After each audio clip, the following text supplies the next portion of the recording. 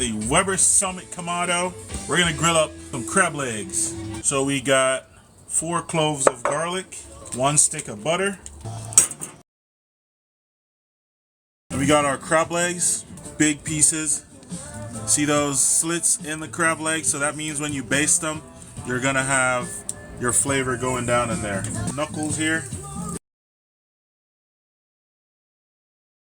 So we're gonna shut this down for a few minutes. For me.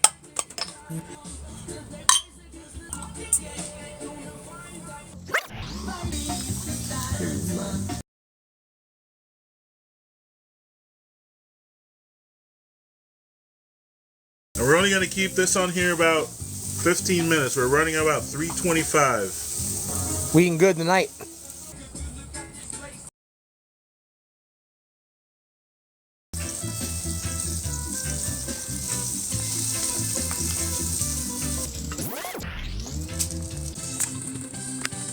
You guys see that?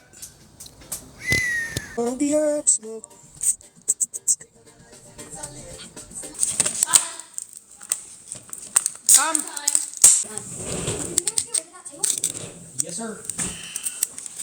Dinner time. I mean, Bye. really. There you go.